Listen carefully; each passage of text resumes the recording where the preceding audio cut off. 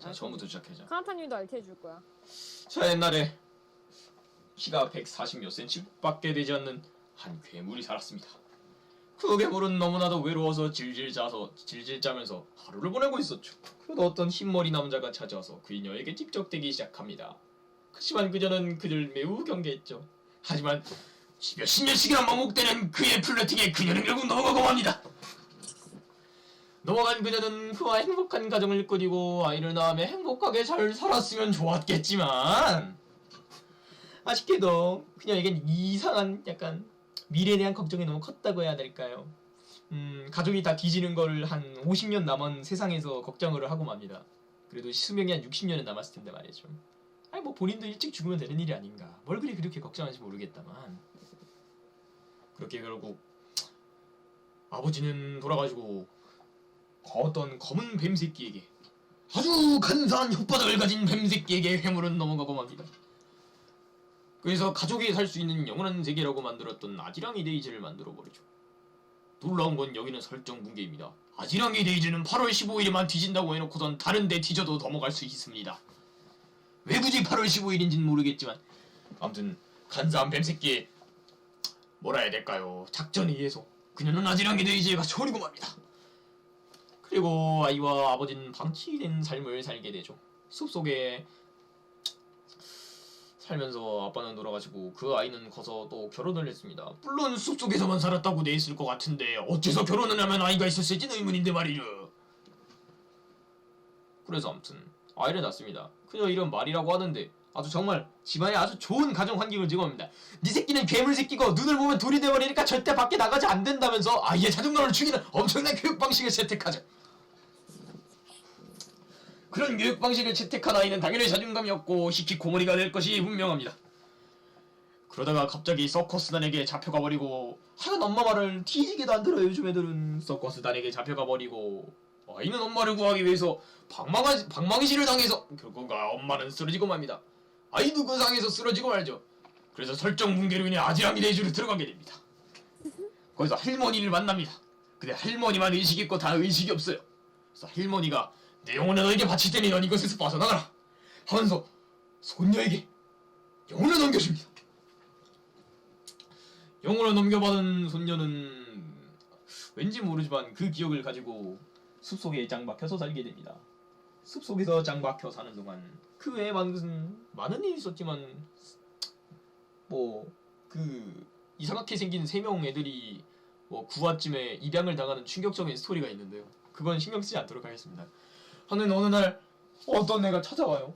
아니 어떡해 나는 이 숲에서 140년을 혼자 살았는데 사람이 독크를 해버렸잖아 하면서 그녀는 대처를 잘못합니다. 안에 사람이 있어 화장실입니다. 아니 이러면 어떻게 들어가야 된단 말인가. 어떻게 들어가야 된단 말인가. 그래서 그 밖에 있던 남자는 노크를 합니다. 계속 노크를 한 끝에 그녀는 문을 열어주었습니다. 하지만 그녀는 말합니다. 와타시의 눈을 보려면 돌이 되어버립니다. 그리고 그 남자는 말합니다. 나도 돌이 될까 무서웠는데 아쉽게도 그러진 않더라고요. 하면서 그녀와 친해지면 10년 정도가 지난 뒤 그녀를 아지랑이 뭐 메카푸시단인지 뭔지 이상한 그 사이비 집단 그 수상한 집단에 데려오는데 아무튼 그거는 신경 쓰지 말고요. 하지만 그가 그녀를 데려오는데도 많은 시간의 일이 있었죠. 때로는 바야흐로 히키코모리 콜라광 새끼가 중학생이었을 시절 항상 가면라이더를 좋아하는 빨간 망토를 두른 여자아이가 그에게 집적되고 있었습니다. 하지만 그 고지식한 멍청한 고자새끼는 아쉽게도 넘어가지 않았죠. 그렇게 고등학교가 된 시절 시한부 인생을 살고 있는 한 잘생긴 미소녀를 만납니다. 한 미소녀를 만나게 됩니다. 코코노사루코 개인적으로 좋아하는 캐릭터인데 그는 2년밖에 살지 못하는 안습한 인생을 살고 있었습니다. 엄마가 뒤진 시점 아빠가 넌 2년밖에 더 살지 못할 거라고 아이에게 얘기를 해버려서 플라시보 효과가 잘못 작용을 해버려서 시한부가 돼버린 겁니다. 그 아이는 그렇게 우울한 삶을 살다가 타카네라는 양갈래를 만나게 됩니다. 같은 특수반에서 아주 꽁냥꽁냥 아주 그냥 아주 좋은 인생을 살고 있는데 이거 어쩌나 주인공 일행이었어요.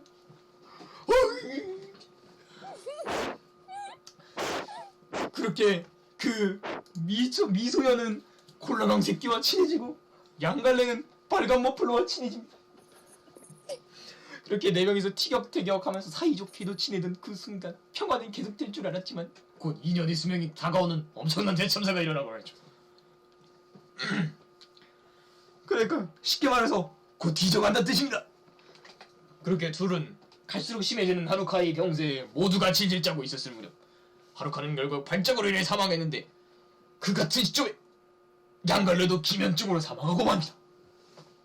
그게 가능한 건지 모르겠지만 그리고 하필 그 타이밍에 빨간 머플러도 자살을 하고 맙니다. 그녀 곤란하기 전 콜라강은 어찌해야 할지 몰라 충격을 먹고 집 밖으로 나가지 못하는 안습한 행보를 걷게 되는데 놀랍게도 그녀의 동생은 아이돌이었고 이런 아이돌이었고 인기가 엄청나게 좋은 아이돌이었어. 오빠가 사회에 쓸모없는 히키코모리 콜라강 쓰레기 새끼인데도 돈을 벌어올 수 있는 아이돌이었어요.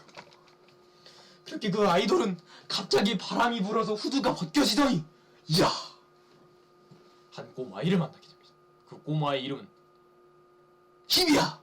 아무튼 히비야라는 아이는 히오리에게 그 히오리라는 아이에게 선물을 사기 위해서 같이 길을 떠나다가 갑자기 명치를 맞습니다. 아줌마라고 불렀기 때문이죠. 17살에게 아줌마라고 부른 배회다. 명치를 맞고 맙니다. 그리고 그는 몇 차례째 끌려다니며 많은 산전수설을 겪지만 아니 이럴 수가. 그는 사실 라지랑이 데이지의 피해자였던 겁니다. 이야! 결국 자신이 짝사랑하는 여자가 배때지에 철구리 눌리는 걸 마지막으로 깨어나고 만 히비야. 그 트라우마로 인해서 고양이만 봐도 짝사랑이 뒤져가는 상상을 해버리고 마는 안습한 행보를 걷게 되는 잼민이. 약간 일본 잼민이니까 제이 잼민이라고 불러야겠습니다. 아무튼 아줌마를 불렀다가 배빵을 쳐맞고 난 그는 그렇게 트라우마가 살아나게 되고 그 아줌마는 기분을 풀어주기 위해 길거리에서 노래를 부릅니다. 이럴 수가. 하지만 아줌마는 그 전에 반바지를 반만 올려서 입는 웬 초록머리를 만나게 됩니다. 여름에도 후드를 입고 다니는 웬 초록머리를 만나게 되죠. 그 초록머리는 사실 아지랑이 데이지의 피해자 모임 아지랑이 데이지를 고소하기 위해 만들어진 모임입니다. 그렇게 만나고 납치를 당했을 적 사실 그 집단의 이름은 메카쿠시단이라는 왠지 모를 이름을 갖고 있는 집단이었고 10대 후반들이 만난 동아리 같은 겁니다. 그렇게 동아리 모임에 강제 가입당하게 된 여름에도 후드를 입고 다니는 미친놈 한 놈의 이름은 키노츠몸입니다. 그의 능력은 투명 그냥 본인의 모습을 투명하게 할 수 있습니다. 이야 정말 좋은 능력이죠. 나 같으면 안 씁니다. 쓸모가 없거든요. 그 다음에 한 명의 이름은 카노. 걔의 능력은 변장을 할 수 있습니다. 쉽게 말해서 그냥 능력으로 변장이 가능합니다. 이야 쓸모가 없습니다. 한 명의 이름은 세토. 이야 사람의 생각을 읽을 수 있습니다. 정말 쓸모가 없습니다. 이야 그렇게 세 명과 함께 동아리 모임에 가입하게 된 노란머리. 노란머리의 능력은 사실 사람의 관심을 끌 수 있습니다. 쉽게 말해서 관중들에게 필요한 능력이라고 할 수 있죠. 그렇게 모이게 된 메카쿠시단들. 하지만 그 녀석들을 깨닫지 못하고 있었으니 그렇게 동아리 모임이 가입되는 건 본인들의 죽음이 가까워진다는 사실을. 그렇게 결성이 된 집단에서 마침 백화점 테러를 당했다는 소식을 듣게 되고 아주 놀랍게도 우연찮게 백화점 테러에는 노란머리 싹관종에 오빠가 있었던 겁니다. 오빠는 파란색 머리 램서메어에게 고통받다가 키보드에 콜라를 쏟아버렸고 약 2년 만에 외출을 하게 되죠. 아이고 그랬을까. 하지만 백화점 테러를 당하고 버리고 마는 그녀의 오빠. 결국 그를 구하기 위해서 동아리 모임이 출동을 합니다. 그리고 그를 구합니다. 그치만 깨어나고 난 뒤에 파란 랜섬웨어에게 이용당하던 오빠 새끼는 결국 옷을 까게 되고 팬티만 입은 채로 감금을 당하게 됩니다. 팬티만 입은 채로 감금을 당해 오빠는 결국에 엄마나 18살이라를 본인이 18살이란 건 엄마에게 어필을 한 뒤 옷을 입고 강제 동아리 집단에 채택되게 되죠. 그렇게 대충 다 모여가는 와중에 웬 길거리에서 코스프레를 하고 다니는 182cm의 엄청난 미청년이 있었으니 미친놈? 그의 이름은 코코노스의 코노아. 아니 코코노스가 붙으면 안 되죠. 아무튼 코노아라고 합니다. 길 가다가 왠지 모를 콜라관과 만난 그는 어쩌다가 길을 찾게 되고 강제로 동아리 모임에 가입이 되게 됩니다. 어째서인지 모르겠군요. 아무튼 동아리 모임이 모두 모였고 총 동아리 모임은 9명이었습니다. 하지만 놀랍게도 동아리의 수장이었던 3명은 자살한 빨간 머플러의 동생들이었고 그 빨간 머플러를 짝사랑하게 했던 콜라강 새끼는 충격을 먹게 됩니다. 심지어 본인의 친구 코노아조차 사실 본인과 아주 친하게 지내던 절친한 남자친구였다. 아니 절친한 친구였던 하루카였습니다. 야, 심지어 그 랜섬웨어조차 본인에게 져서 홍진호와 같은 최후를 맞이하게 된 양갈래였습니다. 이것으로 모든 진실이 밝혀졌을 때문에 모든 진실이 밝혀졌을 때문에 간사한 뱀새끼가 찾아오게 되죠.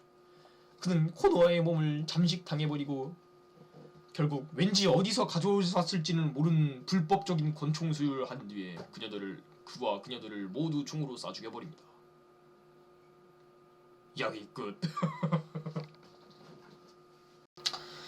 결국 소녀 새끼에서 루프를 하게 된 대가리 구멍이 뚫린 9명의 집단, 아니지 8명만 총살을 당했으니 총 8명이죠. 그리고 루프를 하게 되고 그것을 계속 반복하게 되는 비운한 인생을 살게 돼버린 그들. 하지만 그들을 위해서 피해본 70억 명의 인구는 대체 어떻게 삶을 살아야 할지. 그리고 그들은 아쉽게도 눈이 오는 걸 볼 수 없습니다. 다 여름 때 총살을 당하기 때문이죠.